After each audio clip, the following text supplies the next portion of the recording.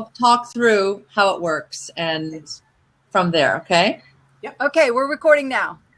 Pegeen. Good morning, everybody. Welcome us for all over the world. We are here for powerful women, and we're the four of us are here to talk about corporate sales, the good, the priceless, and the challenges. And we are here with four magnificent females that are going to give you information so that you can succeed. Let me share and introduce you who's here so that you can see we're not only gorgeous, we kick butt in business. So let me start out with Eileen. Eileen McDar is there on the bottom. She's in that striped shirt with the pixie cut, but do not let that pixie cut, this woman is a kick butt. She climbs towers on sailboats and mountains. She speaks on resilience. Her clients have included some of the biggest, they're all big, on Fortune 100, as well as massively successful direct sales corporations. Don't forget, just because it's direct sales corporations are who hire us. So we are both, Eileen, thank you for being here. She's written tons of books. Her website is Eileen McDar, and you're looking forward to hearing from her. Over to the right with the red scarf and that beautiful, magnificent self that she is the fabulous Gina Carr, who is co-author of Clout. Now, Gina Carr is a mistress, dominatrix of social media. If you want your book to become powerful and be seen everywhere, if you want your company to be heard, Gina is the queen of this. Now, here's what she's different than most social media people. Most social media people know social media. Gina knows business. Gina has run a large real estate agency with tons of salespeople. She understands marketing. She understands conversion. She understands the whole point of you doing this as a business is for you to make money, baby. And that's what she's all about because she knows how to do it. So the two get together, they go like this. Now, up to the top, you see that blonde hair, bombshell, bodacious woman. Now, you may think you just see this. This woman is the entertainer. Not only she's the entertainer, truly, she's a magnificent singer, magnificent. But she's also a powerhouse businesswoman who creates and introduces people to new technology like Blab to boast their bodaciousness. She works with people who want to be in the personal development success business. And let me tell you, one of our masters has passed away, Wayne Dyer.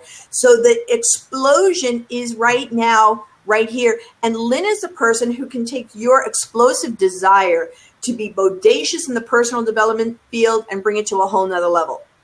Now, my name is Pegeen. I talk about being feisty, fearless, focused, and fun. I work with Fortune 100 companies, the 100 global direct sales companies, and I kick butt selling major six-figure to $1 million deals. I work on scale.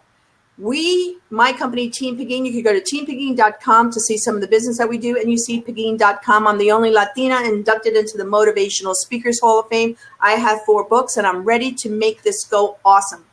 So let's start with Lynn, who's going to talk about this Blab thing that we're on.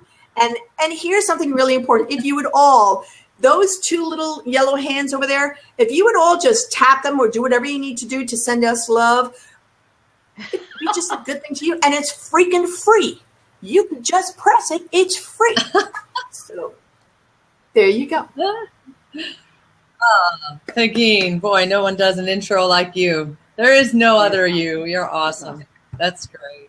And very looking forward to today's interview. But to get everyone set up on Blab, since we, as you were saying, Eileen, nothing like being an early adopter.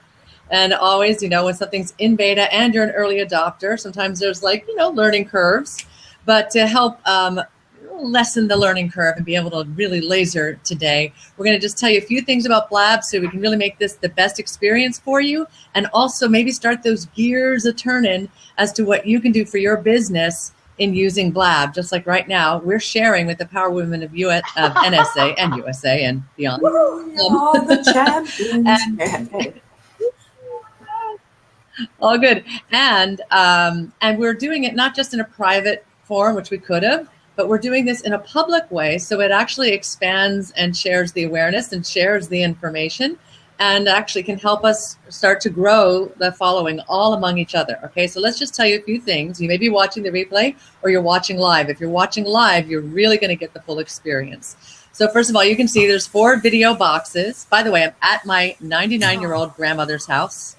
And so you might hear some things in the background, but that's where I am right now. Yes, go ahead, Gina. Seeing notes from people that they're not seeing our faces. They're not seeing our faces and they're not hearing. So, okay, Laura Guest says she can. Is that just one person? My Viz President says one she person. can. Okay, thank you guys, because I put in the chat, can anybody see us or hear us? And most people were saying no.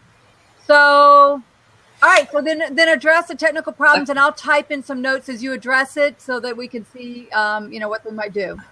And if you just keep on pressing those little hand hearts, then we'll know that you see us. Yes. Well, and the other thing to be aware of, so this is good to address right now, the technical things. If something like that happens, then go ahead and refresh the page. Maybe even just completely get off the page and get back on the page. The direct link, if you want to copy that direct link first, to make sure you can easily access right back to it. You might also want to completely close down your browser and reopen your browser if you have issues, okay? That's a good way to be able to jumpstart it. Also, make sure you're on the Chrome browser. It doesn't work too well with other browsers. You might be on it on your phone on the app, but actually you can also, as another way, is if you have it on the app and you can actually sometimes have that be working better than on your computer. Interesting. So if that happens, just be aware of that. That is from the Blab beta folks, the people who run Blab. That's firsthand information that actually the phone access can sometimes be better than the computer. The other thing, as Pegeen is saying, you see these little hands going woot woot, right? Those feisty hands. They used to be called feels, but that felt creepy. So now they're called props. So it's a way that it doesn't add up to anything. It's just a fun thing that's there, that as you're feeling what someone's saying, or as you want to go give props, or like, yeah, I'm liking that, I'm digging that, or just give them the love. That's right. You just tap anywhere on the screen of that person. It doesn't have to be by the hands. It can be anywhere. It can be anywhere on the screen, and you'll see your little face that represents you going up. As you see, Sierra Madro just did for Pegeen. And just so you know that we'll have Sierra Madro is on waiting to also jump in when we have a chance. Sierra will. I invited Sierra to jump in. So once I've done this little. Go ahead. Sorry. Oh, sorry. Once I've done this little part, if you want, I can hop out and Sierra come in, whatever you want. Okay. Also on the side, you can see there's chat. So let's talk to you about some ways to use chat. As you type in and you click return, and unlike Google Hangouts, you see the chat right away, which I love. There is not like some 1 minute or more latency. You get to see it right away. It's instantly interactive. Also, people, if you are in the video windows, you can be also interacting with chat as well. So you can type into the chat room. You're not kept from that. You can also directly reply to someone. Let's say you liked what they said, or you want to echo something they said, or say something directly to them within the chat. Put your mouse over by their name, and you'll see a little curved arrow. Click on that. Up will come their username within your chat window, your comment window, and then you can write your comment to them. You can also put your arrow over their name, and you'll see a little star. If you really like what they say and you just want to kind of give it a like, you just click on that star, and that gives it a like. I don't see a star. So put you see it, a grayed out star next to the name. When you put your arrow next to their name is showing on the video? Actually, on the chat, not us on the video, but on the chat. Okay. Yeah. So, time out, because this is a whole new methodology for all of us. So not only do we want to know about the corporate sales, but this could be a very good way to help us doing corporate sales. So we want to do it well. What I'm noticing is that it is really helpful to have someone on who can multitask, because if we're really listening to each other, there is no way I can keep my eye over on the conversation answer the technical questions, which Gina, you're doing. You're answering the technical questions for people and have an intelligent conversation. Like, I haven't figured out how to talk that much. So I think that's really a good learning thing, that if we go to do this, let's get someone with us who actually has the technical expertise so that we can concentrate on what we know, and get someone like a Gina Carr, like you, who can actually help moderate this for us.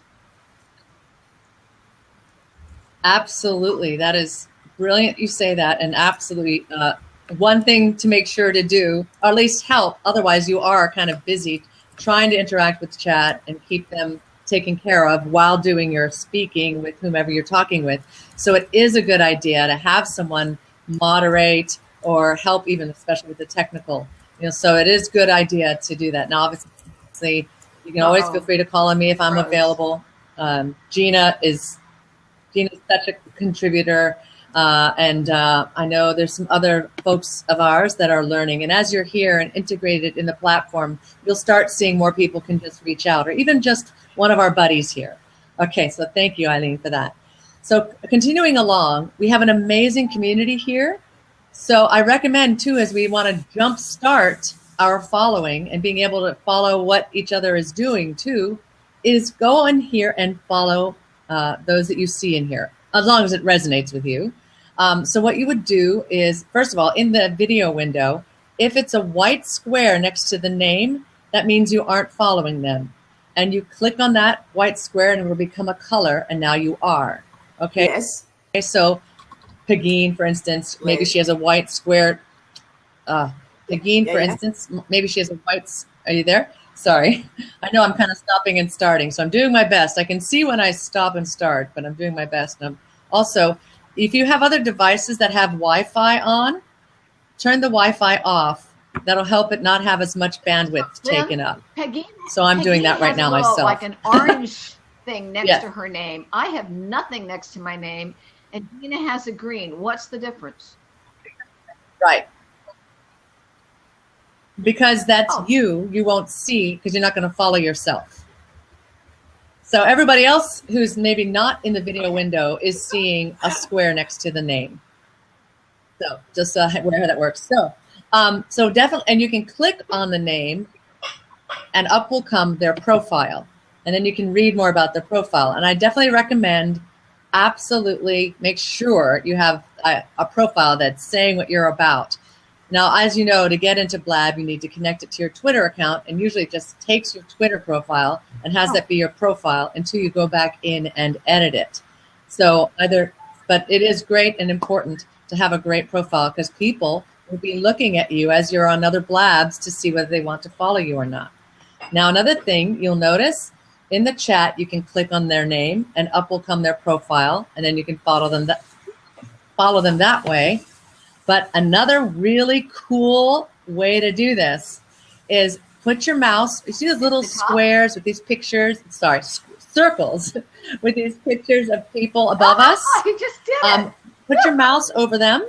And for instance, yeah, and see, like, there's Eric Neitzel, right? And it drops down his profile. And now you can click on follow. And now you go to the next person. And you can start following those that you want to follow and see their profile. See who's here, and towards the end, now you can even scroll through. You can make it slide through. So I'm going to going through all the people that are on just here. Help everybody over here, because we're going to be respectful of everybody's time. Lynn, you're going to give us another Blab class, because I think it's really important for you to do that, and I want to be able to and can you everybody please give applause to Lynn for everything she just is talking with us. And I don't mean to cut you off, but I also want to make sure that we're working on our corporate sales people. Time. And so here's what I want to do. Yes. Is Lynn, when are you going to do this class for us? Oh, did you say this afternoon? Did you say this afternoon at like 4 Eastern? Is that what you said? I didn't say that, but we will schedule it. Gina, we'll coordinate and schedule it, yeah? I do want to say one thing really important, okay? And thank you so much for the love. And I'd love to do that because there's lots of ways to play with it. I just want to make sure you get in the practice of following each other.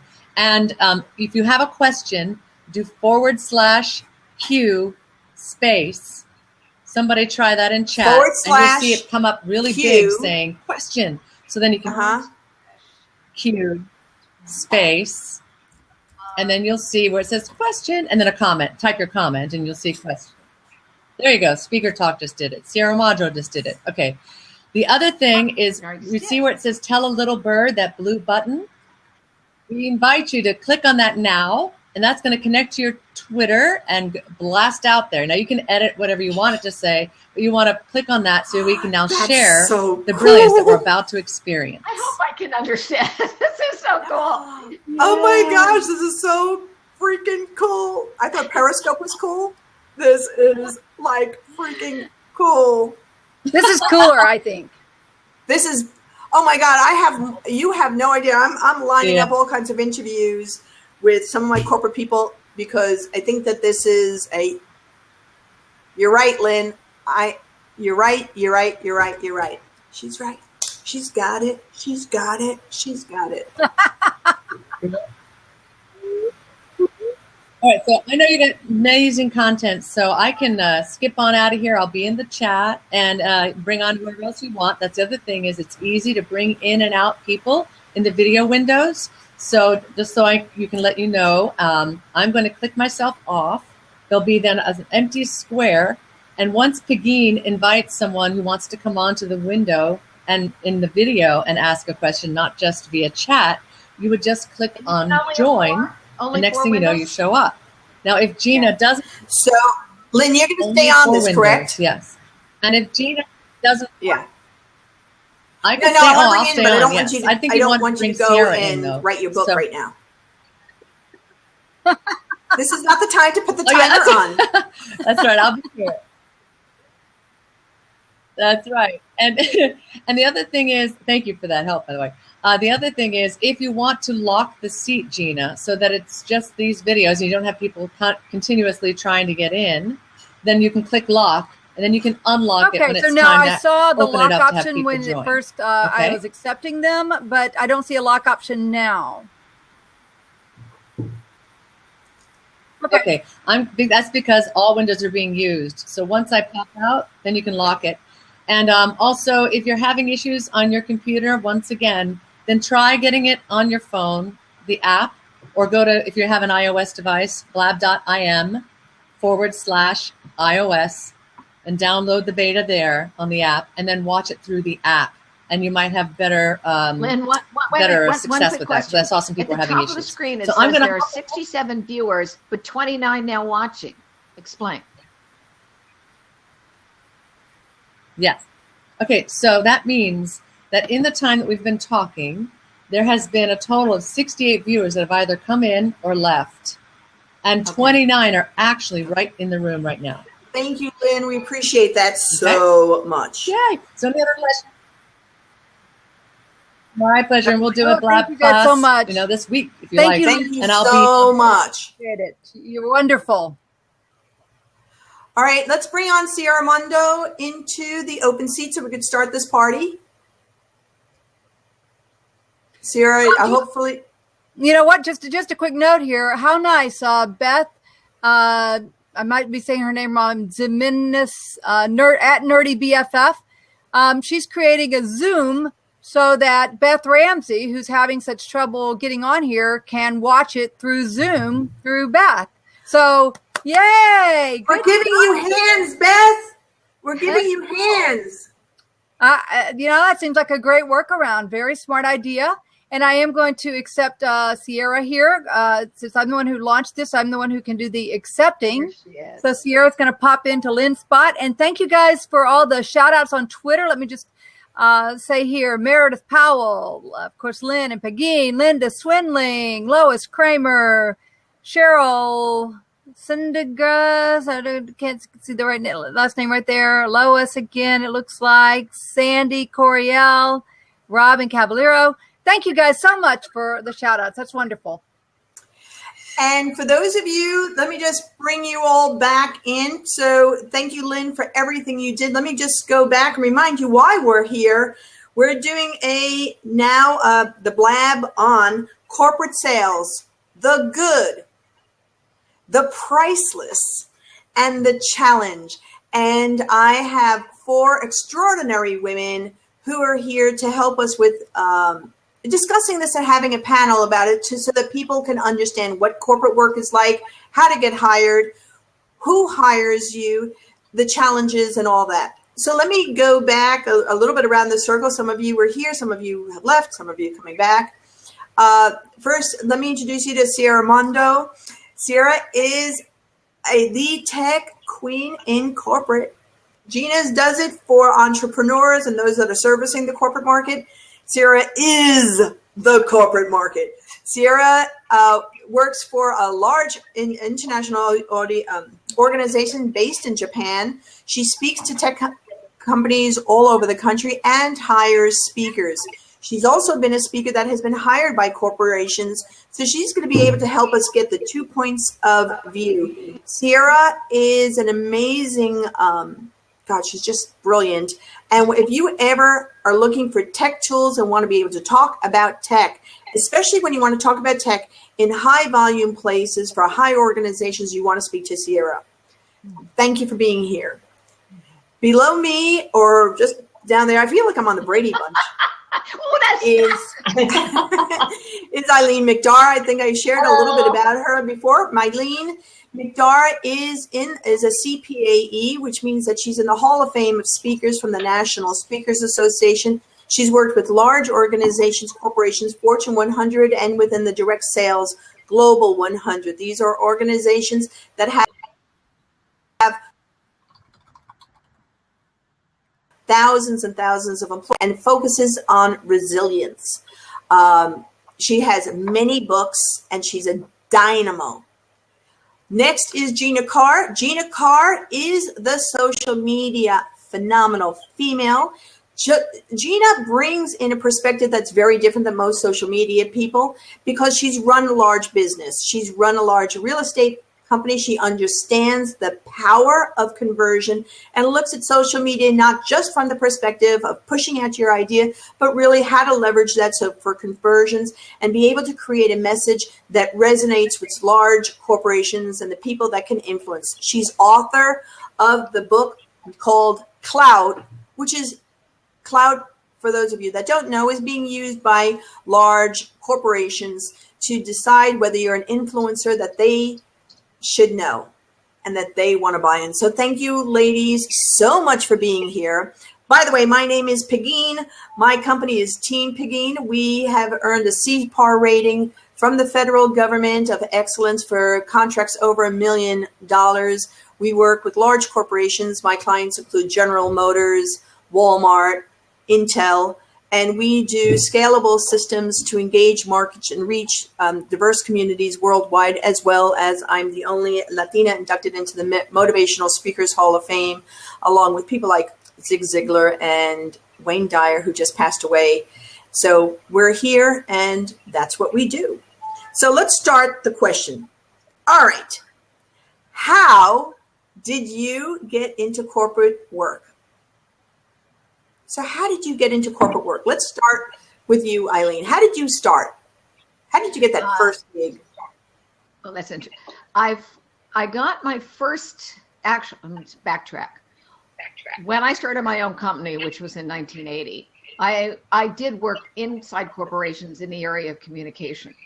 And I decided that as I would create training modules, I went out to large state associations, and members of the state associations were actually corporations. So they would hear me at a state association and say, we need you to come in and do this work for us corporately. So that was kind of the start on the speaking side. There is another hat that I wear for corporate work, which is very intensive, which is facilitating senior management retreats, which is very different from speaking. It's where you create a process and you shut up and help them come up with their own truth and develop their own issues. And that actually is something that developed over time. in larger corporations who have different pockets, and they would hear what work I had done with one team and then send me to another. So that's kind of how it started. Terrific. Thank you. Sierra? Well, I got started the normal way. I had a job, and my background is technology, so I was working at Intel doing software engineering and hardware engineering, and they discovered that I could actually talk to people as well. So I started getting pulled in to go to presentations and do presentations as a part of my job there. And it worked into that becoming more and more a larger part of my job and less related to engineering, because I was far more coherent than most software engineers were. Ain't that the truth? Gina, can you share a little bit about your experience? Uh-oh. Uh-oh, can't hear you. Can't hear you, Gina. That's because I muted myself to be quiet. Okay, very good. Okay. Yes, well, I do not really work the corporate market. That's not my main market. I work more entrepreneurial organizations, associations, and small business owner organizations. So I'm here more today as technical support and host and social media support. But yes, I would not be a good resource for this discussion about corporate gigs. Thank you, but your clout does influence it, so that's what's important to me. Well, and everything else you're doing for us. So let me share about my experience of working with corporations and why and how I started getting into them. I did come from a corporate background originally. Well, I've been an entrepreneur and I was a corporation, but I was director of, I was a national sales manager for a large menswear company worldwide, Palm Beach, that was eventually purchased by Warren Buffett's company, Berkshire Hathaway. Went from there to vice president of sales and eventually became president of a direct marketing company that served, was in a global market. And I was the president of that marketing company, direct sales company for a couple of years. Went into non-for-profit, but I understood the messages and the pieces of what happens within corporations. What was fascinating for me, even though the work that I did, I never hired speakers. It was so not in my world of hiring speakers or seeking consultants, even though we had them. It just didn't click until I went to business of marketing that I went, oh yeah, well, we hired that person, but I never thought that as a business model. I got into hearing corporate sales from doing some of my programs for associations, smaller non-for-profits. SHRM for sure started bringing me in. And what was fascinating was working in the college market. I worked on leadership in the college market as a side part of my business. And actually, we're going to be doing some more of that now because those people were my funnel for the corporate market. Those people would leave and graduate from college, and usually 6 to 7 years later, were in positions where they could hire and bring me in. And so a lot of my funnel was coming from those young college student leaders that were in business or they were running student government, and they then had become my funnel. So actually, that's how I got into Intel Sierra. Somebody had heard me in college, and Intel had a challenge with people talking to each other. And the goal of the president at that minute is if I can get them to do this instead of do this, that was a success for them.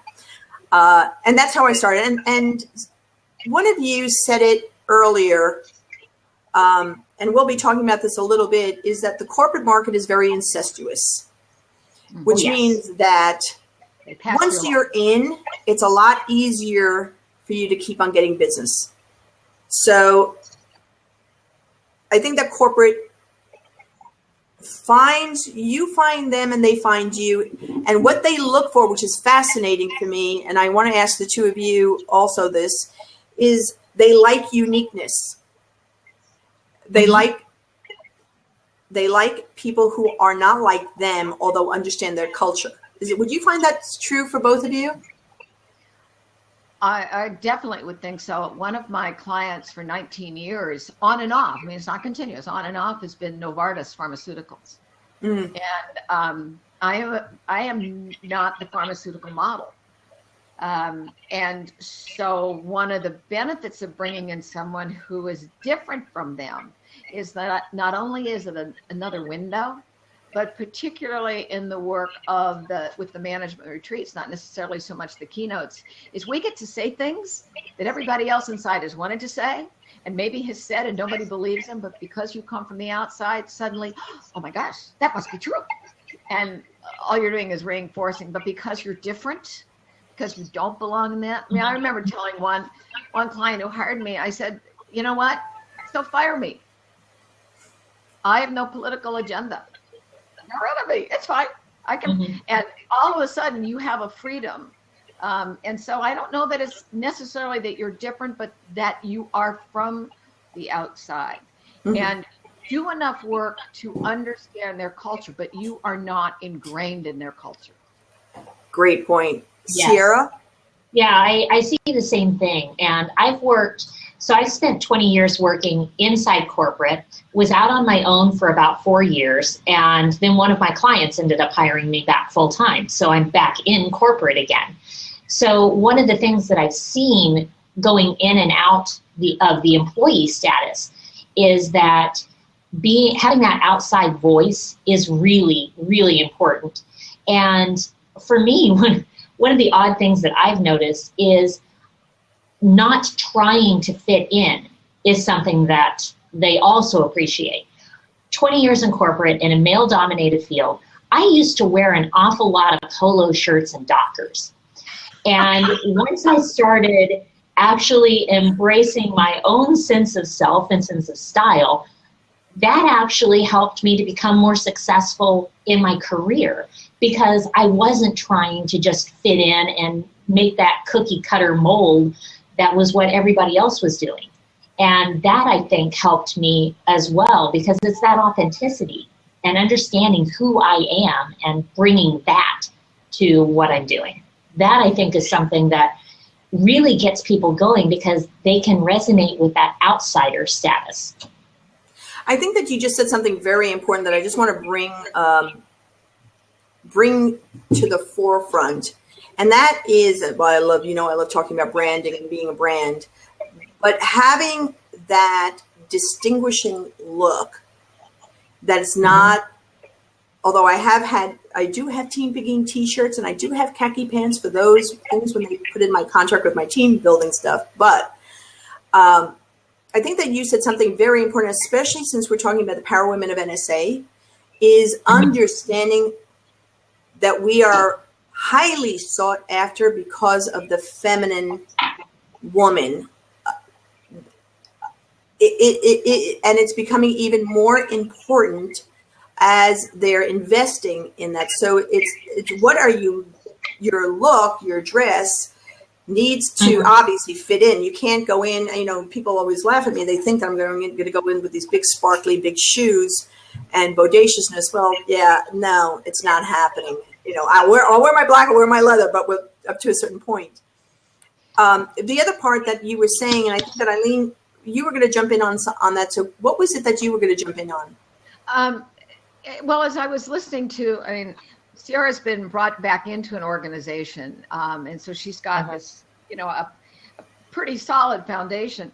I think, and Peggy, you can talk to this too. One of the things on the corporate level, and by the way, corporations aren't necessarily these mega things. They can be tiny. They can be a mom and pop, that's incorporated. Associations are incorporated. But what in the larger corporations that I've seen is they can become very hidebound and budget constrained without the flexibility of some of the smaller ones. And Peggy, you do a lot of work in the government. When it went through all of this, shut down the government, don't do anything, your work just went out the door. Exactly. And this one whole part of P&G suddenly is getting spun up over here. All my contacts just disappeared. So there's something in the corporate market. I think if you depended totally upon the corporate market, unless you're in the spot like you are, Sierra, it really is challenging.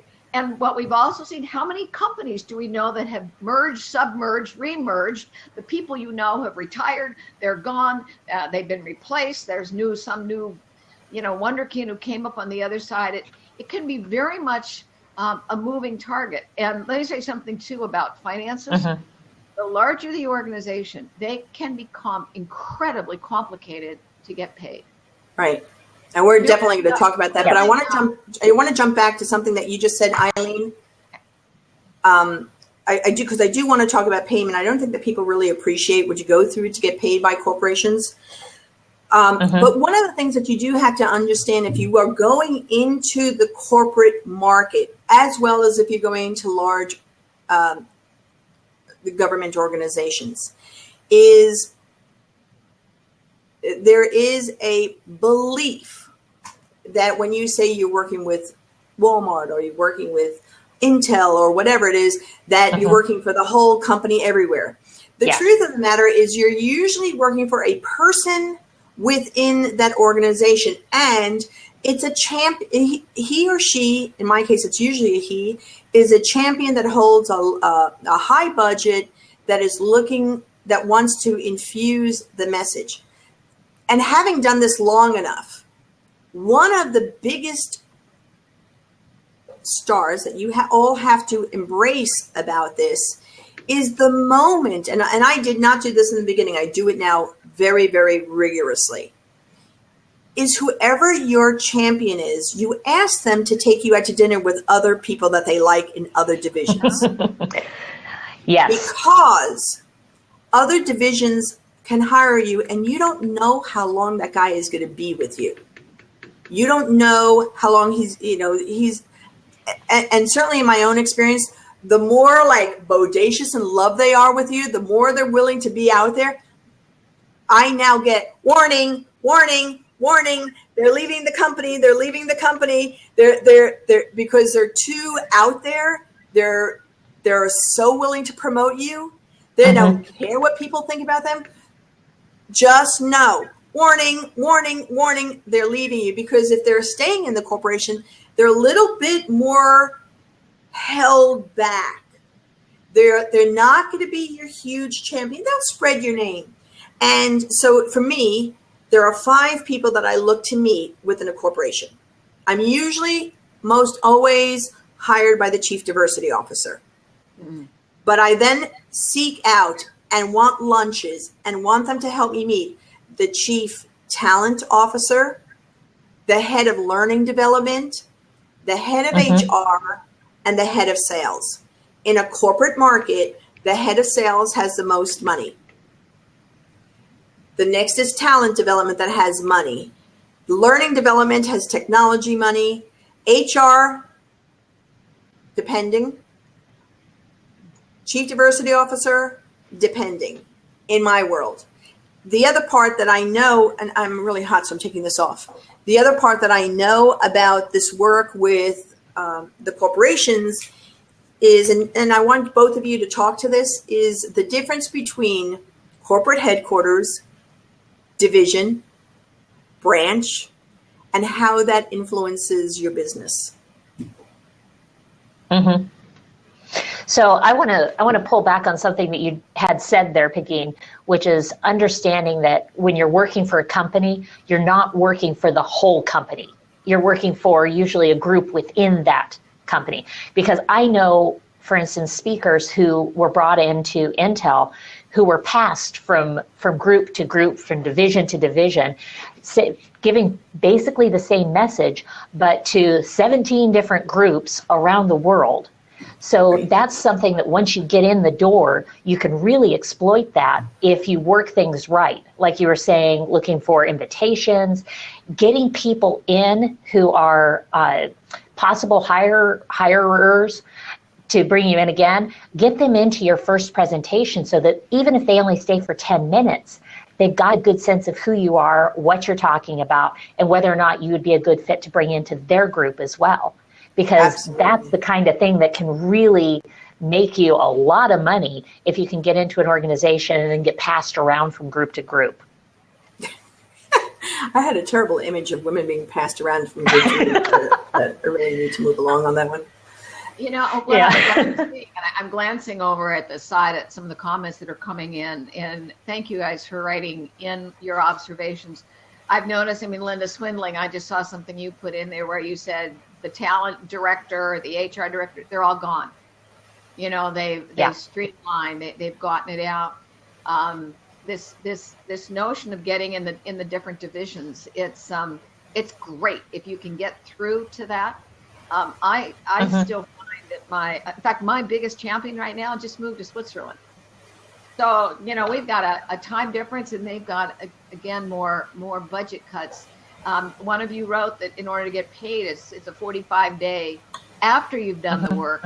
And oftentimes you also have to get on their master vendor list, which means I just filled out a ream of papers that I have to do in order to get approved to their master vendor list. And one company, they wouldn't let my Mac talk to them because they had a PC. It was crazy. So I had to go find someone with a PC in order to fill out their form, you know, so that we could begin this whole process of the master vendor list. So I really appreciate just looking over here on the corner. Some of those things that you have. Somebody wrote in there, get in 3M. 3M I had wonderful work with 3M, but then my major contacts all left. So whoever wrote that thing about 3M, I'd love to come back. They're good. So I just want to share something about procurement and small business advocates within large corporations, certifications, and how all of that interacts and intercedes, and to understand that from a procurement basis, there are several pieces within the procurement place that you have to be aware of when you're working with corporate. Certainly, it's the person that's actually going to be, the department that's actually going to be paying you. Legal plays a huge role in terms of how payment is going to go through. Certainly, if your advocate happens to be someone close within the supplier diversity arena, or that they are being, and it's really important that you ask these questions when you're starting the conversation. If they are getting bonuses or anything tied to, if they select people that aren't disadvantaged, women-owned, things like that, if their company has a strong supplier diversity program, you have to know that before you go into this. Because if they are, and they trigger, if they think they're going for the bonus and they're going to trigger that they've hired you, it triggers within the procurement division and the supplier diversity division that that they're looking for that credit, which means now that you do have to go through filling all the paperwork to go with it. I have to share a story about this. I was hired by one of the Fortune 50, and they invested we worked together for quite a while, investing a lot of money, and I'm talking way significant six figures. And they had hosted a major conference around one of my products. They had 600 of their customers. They hired, my team was coming in. I had 2 of my staff people. I had a huge booth, and it was in the diversity realm. And I was walking, they had a huge event hall, and there was their supplier diversity person who had a booth. And I walked over to say, hi, how are you? I'm so glad to be here. And she said, what do you do? I said, I run a training development company. She said, oh, well, you would never do business with us. Are you filled in on our diversity program? And I said, actually, no, I'm not. I have not filled in any of those papers. No, I'm not. And she said, well, you will never work with us. You will never work with us. And I went, really? And she said, yes. I said, well, can you do me a huge favor and tell them? Because by my booth were the photographers and the videographers taking pictures of the global president, CEO, the head of the president of USA division, the head of the CDA, all taking pictures in front of my banner, of which they had just paid everybody. And here, sometimes, and I learned a lesson from that. She was saying no, no, no from her position, her place. They were more interested in the outcomes and the values, and that was more important to them. So they're going to pay me without going through the system. We have to be really careful that we're asking the right questions when we're doing a corporate, because everything, a process, procedure, people own their silos. People own their little division and paperwork. And you have to ask the questions, because sometimes you could get around that if you go and ask other people. You know, Peggy, and I'm looking here, I see, I think it's Ruth Cross. I don't know you, Ruth, but you apparently have many years of experience in corporations. And she said, avoid HR at all costs if you can, because that will work better. Lois Kramer, I see, is putting in here, it's really good advice. She said, find an advocate for you who can tell you, what you can do. And I think that it is true. What is our entry place? Also, the more we can document what are the results of what we did, which sometimes is difficult to do, particularly if you're in a softer, the human system, the whole personal development, is a softer skill. Ruth Ross, I'm sorry, I said Cross. It's Ruth Ross. Thank you, Lois, for correcting me. That I saw coming in there. Yeah. And to go off of what you just said, Eileen. Yeah. To continue off what you said, I've hired speakers into corporate as well. And one of the things that I would never do is go to HR to find out who to hire, because the HR people have a very set list of approved people who, generally speaking, completely toe the corporate line and do not give us new or original ideas. So I would specifically look for speakers who had not come into the company before and who are going to bring new and original ideas, and bring those in specifically to my organization and completely bypass HR. The other side that sometimes is resistant to us is training and development. Oh yeah, absolutely. Because why should I bring you in? In fact, the truth of the matter is I've had them say, how do you do what you do? Because they want to leave the corporate environment. They want to have their own enterprise. And so they look at us with, a John Desai, been there, done that, bought the t-shirt. What can the company needs to use me, not you. So it is rare that I've come in through the training and development side. So the other thing I wanted to bring up, because we posted this in the Power Women of NSA, was a discussion by actually Donna St. Louis had brought it up about cussing and how that would be received in corporate. And I want to make sure that everybody that's here is aware. We're really talking about the Fortune 100, the global large organizations. You could be a corporation. I'm a corporation, and I am definitely not one of those big people, but we're talking about the large corporations that may have a global presence, actual organizations in other countries under their name. So you might have, GM France, you might have GM India, you might have GM US. So I just wanted you all to understand that this is a framework where we're talking about. So let's talk about, we talk about being authentic self. Where does cursing lie? Because our millennials may have this as part of who they are. What is your thoughts? What are your experiences? Sarah, you hire speakers, so share your thoughts. And you're in tech, which would be considered the cool hip place. It depended on, I would say actually, I've worked at 4 different companies where I've hired in speakers. And it depended in part on the corporate culture for that specific organization. For instance, at Intel, wouldn't have made a difference. Yes, no, doesn't matter. At another smaller company that I worked at, would have been completely inappropriate. So I think that there's something to be said about the corporate culture and whether or not that culture is accepting of cursing as a part of daily life at that organization. If they do, then it doesn't really matter if the speaker does. But the key is, from the hiring person's standpoint, making sure that I set that expectation appropriately up front. And if the person on the other end that you're talking to in corporate doesn't let you know, ask.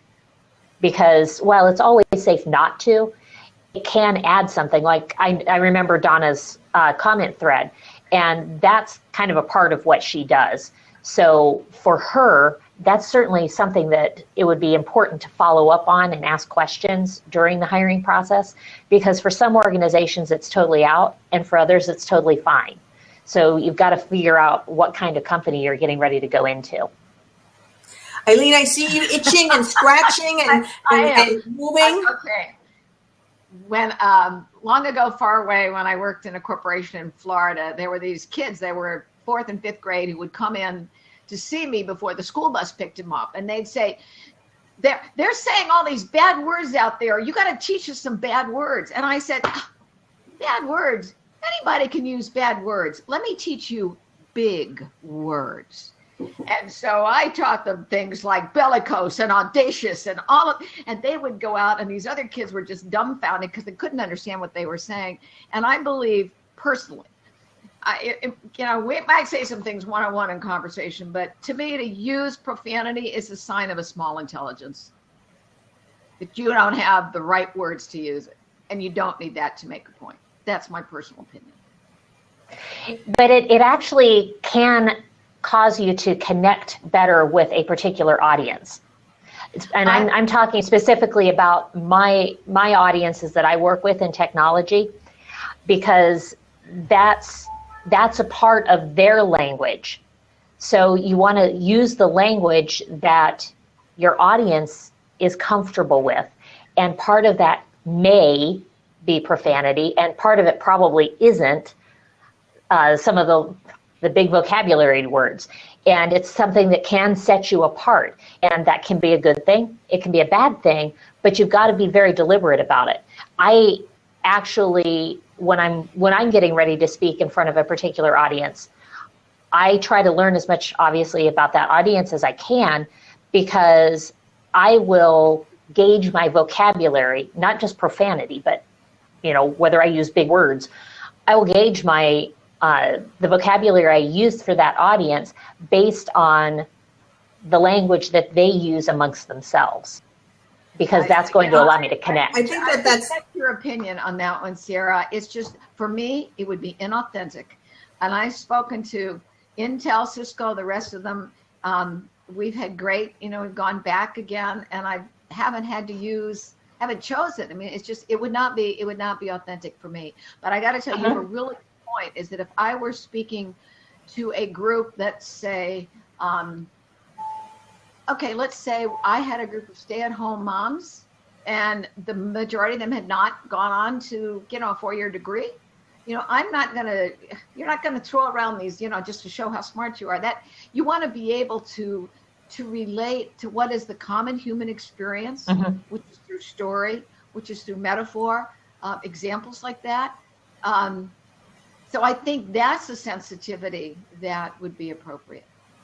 So let's move. I just wanted to touch on that for a few minutes. What I want to go on and really be aware of is the websites and our marketing materials for corporate. That's going to be one little question that we have over here. And the second thing is, I just want to align our commentaries. Is there a question, or can you play some questions that you might want us to ask that I'm not asking, that, if it weren't answered, it would really annoy you? So just share your questions. Again, it was front /Q and ask a question. We have 3 very different perspectives. And of course, we have Gina here who has her perspective too. But please ask the questions, because I want to make sure that this is relevant to you. Doing corporate work is not as simple as it sounds. And once you're in, it's an interesting experience. So I do want to talk about the incestuousness and how to use it as a referral source. So let me just share with people what I mean by being incestuous. Okay, what is an important way to present what you're offering to be considered for hiring? Licensing my everybody tweet. Okay, great. Yeah, Lynn, I'm going to grab that in a minute, okay? One of the things that is so important is knowing that people move and people talk. And if there's one piece that information is, once you have a relationship with your advocate, get their personal cell phone number and get their personal email.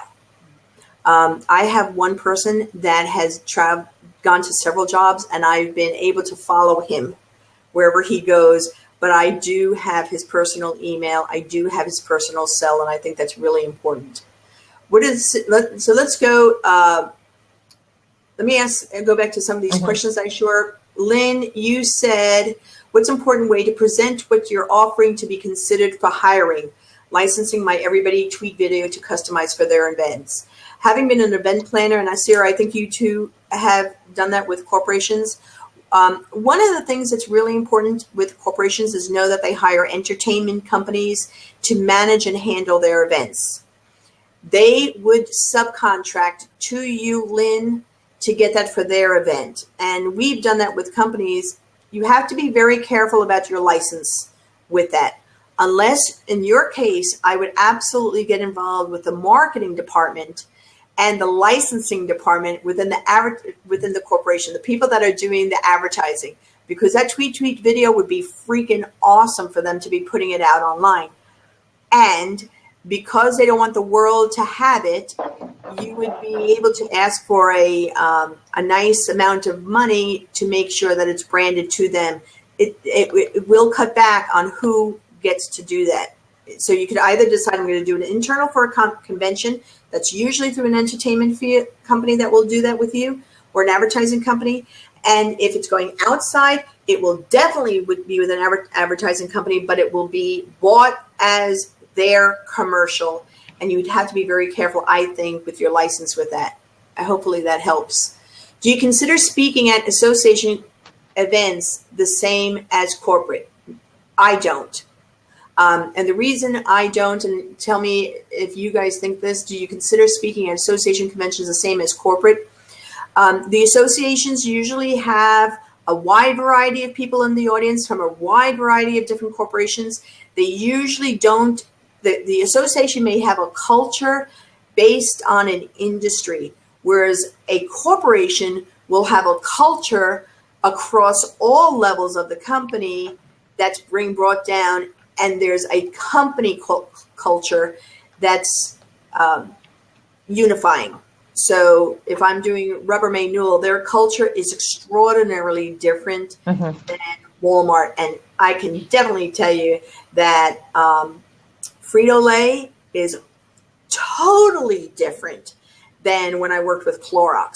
So now members were members of the associations, similar associations, but their cultures were very different. And so I hope that helps you. Do you guys have anything to say about that? Well, I was just going to put in, it really depends upon what is the reason that you're being brought into, whether it's an association or the corporation. If it's a corporation, you know, generally they're bringing you in because of something that is happening within the corporation or an event they wish to celebrate.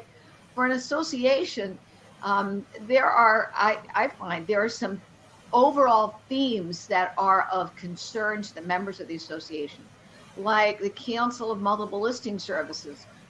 Their big concern right now is, are we even relevant? Does anybody even care that we exist? There might be individual issues in different MLS groups, but you know, they want to address that one general issue.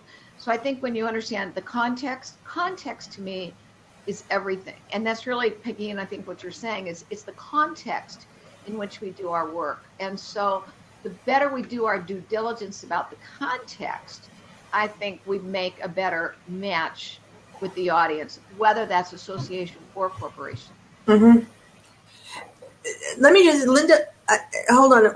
Linda's putting in a thing of what opportunities, websites are we missing to connect with the audience? And just above that, Lois had said about corporate research and intelligence, the letters from the CEO. Sarah, can you respond to some of Linda's and Lois's statement and then I'll share, and then Eileen. So the materials are very important, obviously, in part because, as I was saying earlier, and there was another little sidebar conversation happening over in chat about, I had said that I try to find speakers who haven't necessarily come into an organization before. So someone asked how I find them.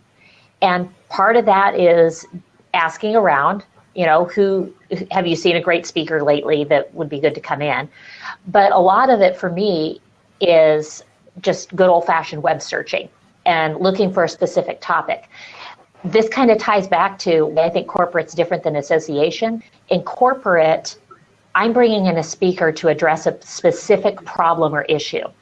In association, you're filling a slot in a meeting, and for the most part.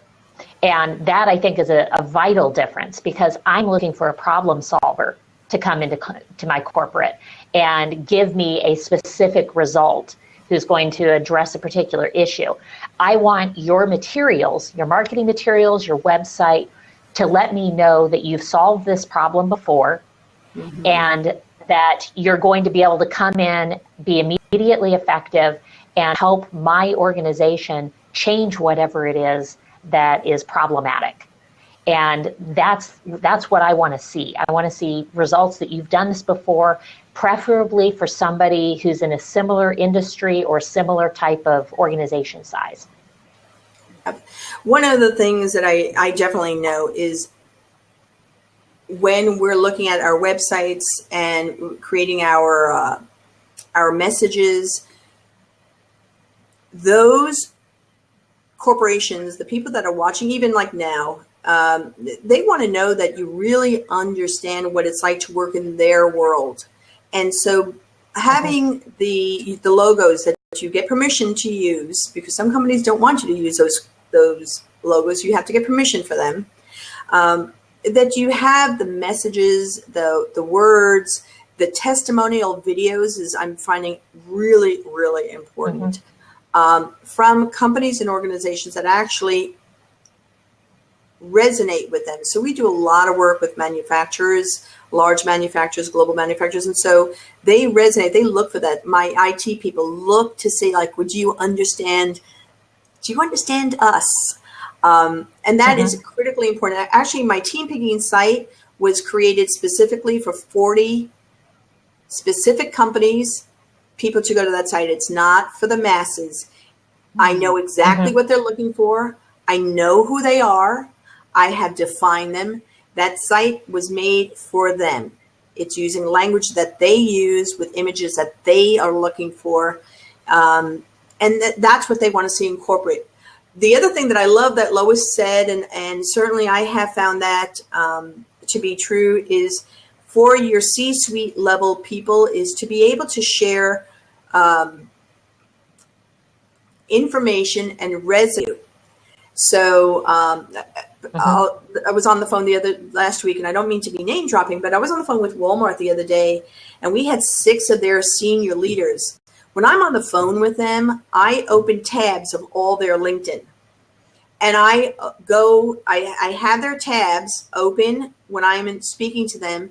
I also search for, I Google articles that they've written, so that I could say, wow, I read that article that you wrote in 1980 when you were in college about this, and it makes a difference. I got to tell you, it makes a difference. It makes a huge, huge, huge, huge difference when you have their LinkedIn profile and they're giving you the cold shoulder, which they will, because everybody and his mother has been trying to reach out to them. It makes a huge difference when you're on LinkedIn and you can say, I see that we are friends. I know so-and-so. They were friends with you. And we had one of those resistors on the phone. I had a connection on LinkedIn that has worked with me. This person was giving me the cold shoulder, big, big, big time. The moment I got off the phone, I emailed the guy. I said, can you please call her up right now? Tell her how much you love me. Can you do that? And he did. It because now she knew that he knew their world. I was the outsider. Now I have a connection. This intelligence that Lois is talking about is so critically important with working with corporations. I don't know how big and important it is in associations, but in corporations, you've got to know the people. And we share. So Eileen has referred business to me. Thank you, Eileen. I've referred business to Eileen because I know that I could send her in and that it's not going to hurt my reputation. I don't have any concerns that when she goes in, she's gonna get them. And there are some people here. I see that that I've been trying to send some work for Marilyn Sherman. I know that I could put things out to that. There are people, and I think that's why the Power Women of NSA is so critically important. Oh my gosh, there was just something Linda Swinley, Sierra, one of the issues is all confidential agreements prevent specifics, so do case studies work. In my world, I will tell you, we get permission to do case studies. In my world, we might actually work together on writing a case study. Sierra, what do you think? And Eileen? So first answer, yes, case studies work. And even if your case study, so ideally, certainly, you have a situation like Pegeen was just describing where you work together and get a case study that's acceptable to the company and to you. So that's the ideal situation. If you don't get that, then what you can do is create essentially an anonymized kind of case study that leaves out the specific details. And that still works because what it tells me as a corporate buyer is that I can trust you not to betray my secrets when you're out at another company. Because you've just shown me that you've done similar work, you've anonymized it in a way that is understandable, yet still gives me some details so I know I can hire you. And it helps to up-level my trust in you and your privacy, your confidentiality, and how you're going to handle my data. So yes, it still works. Yes, I would still do it. And I would actually be perfectly fine with an anonymized version because I understand why that's happening. So let's just, first off, since you're all watching, and I know you're taking notes, and I know you're doing that, but if you see those little yellow hands, if you would just give a lot of hand love, that would be most appreciated because it makes us feel good actually to see it happen. And it's free. So thank you for that. Gina, how much longer, Gina, how much time do we have? Or are we done? I can't hear you. Yes, I keep muting myself so that I'll be quiet over here. Okay, we advertised that we would be done at 1 p.m. Eastern, so I think we should wrap with closing comments. Okay. So let's do that. Let's first off, just to jump one more on the questions, if there's any burning questions, if there's anything you want from us, those of you that are in the Power Women of NSA, please know that you could post your questions there. We'll all be happy to answer. And be there for you. Okay, I heard that. Did you read what Lynn Rose? We did start late to the lab instruction, and I think we're all fine to keep it going. So it's really up to you, Gina, and those that are here. Do you have a few more minutes or not? It's fine, but I do think we do need to honor people's times because that is okay. Fun. So let's just do a learning experience for all of us. Let's just make sure that you post your questions. I got to drop off. Any comments? Who said that? Is that you, Sierra? Gina, yeah. So we're just going to end, but let's do some closing comments. Okay. Let's do Gina. Sierra, you go first, then Eileen, then Gina, and then me. Okay? Go ahead, Sierra. It's your turn, Sierra. Closing comments. Yes. I find it particularly rewarding to work in corporate, and that's why I keep working in corporate. I'm speaking. Okay. Are Are you not hearing me? No, we're hearing you. We're hearing you. We're hearing you. Okay, closing comments. You're absolutely right about watching and valuing LinkedIn to be able to find what you have in common and what that profile is. Number two, my website is a moving target. I keep changing and added to it. I do have case studies up there. They're all anonymous, but they're all on what are the results and what did we do to get it. Number three, one of the questions was how do you get into the corporate market? I do a lot of writing, and I have picked up interest because of the articles that I've written that have appeared on the internet. I'm a curated author on a site called Switch and Shift. You have to say that very carefully or you're in danger. But I actually got a call from a company from Israel because of the article that I wrote on bonehead moves that managers make. So those are three things that I think I would like to say. And it's, you all have been wonderfully patient as we explore this whole new world and blab away. Cool. Gina?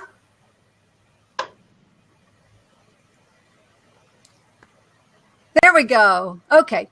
Yes, it's been wonderful being here and helping to get this, our first blab going for Power Women of NSA. And one of the things I'd like to know from the group, and you can put it in the chat here, you can put it in the Facebook group, is do you like this format better? Do you like Google Hangouts, the Webinar Jam Studio that we're doing? I think there are advantages and disadvantages to each. So, we're testing the waters here to see what's the best vehicle. So we've had quite a few people join, and we appreciate you guys all very much. Although I hear a lot of things that are attractive about going for the corporate market, I still prefer the association and entrepreneur market. That's just what I've done for years. I was in big corporate a little bit right after graduation from college, but mostly I've been an entrepreneur, self-employed. I really understand small to medium businesses. And so that's where I'm comfortable. But learned a lot from you guys about working the corporate market, and a lot of my clients work the corporate market. So I have more to share with them. Perfect. And let's just share everybody's website. Sierra, what's your website?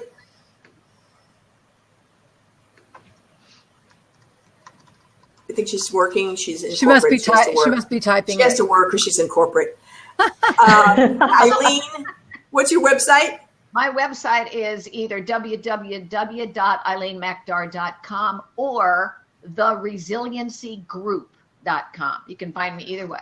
Sierra, what's your website? She just plugged it in, Sierra Modro. Yeah, so my personal website is, of course she would, is sierramadro.com. Perfect. Thank you so much, Gina. And I'm ginacar.com.